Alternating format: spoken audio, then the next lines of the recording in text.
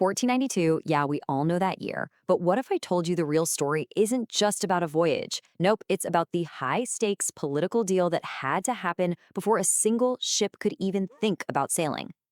We all know the story, right? Christopher Columbus pitches this crazy idea to sail west. But here's the part that often gets left out. When he first got to Spain, he was basically told to take a number and wait for 7 whole years. So, what on earth could possibly be more important than discovering a new world?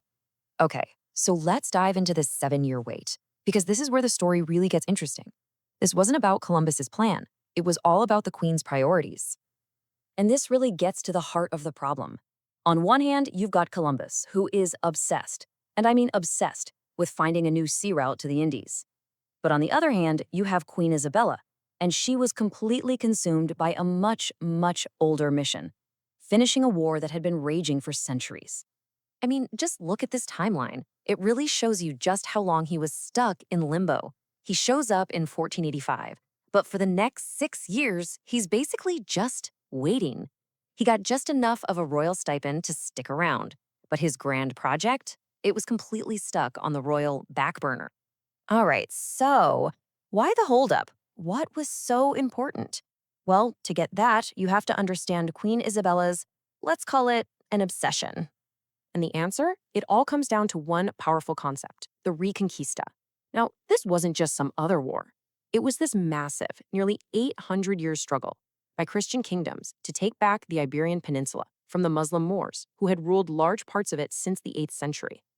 Just let that number sink in for a second. 781 years. To put that into perspective, that's more than 3 times as long as the United States has even been a country.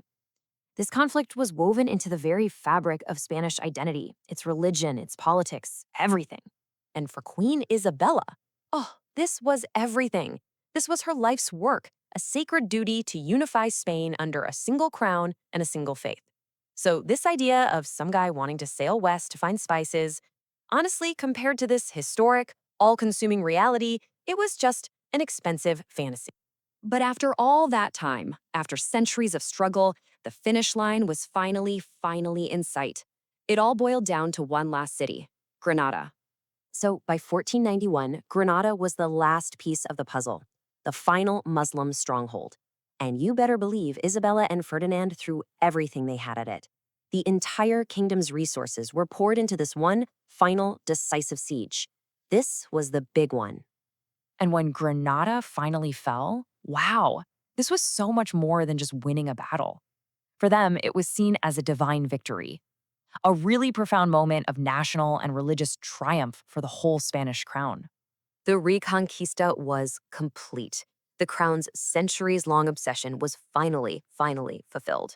And for our friend Columbus, who's been waiting patiently this whole time, well, this changed absolutely everything.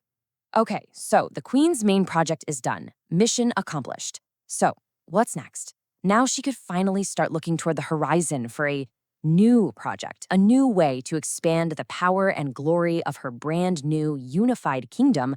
And just like that, literally overnight, the two things Columbus needed most were suddenly on the table: the Queen's undivided attention and a royal treasury that wasn't being drained by a massive war.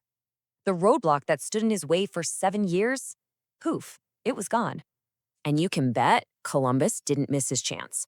The timing was perfect. The Reconquista's done, the Queen and her money are free, and in walks Columbus with this killer pitch. He's not just talking about trade anymore. Oh no, he's talking about spreading Christian Spanish rule and, of course, finding a ton of gold to refill the war chest. It was the exact offer she was now finally ready to hear. And that was it. The deal was done. The explorer's wild dream suddenly lined up perfectly with the Queen's new ambitions.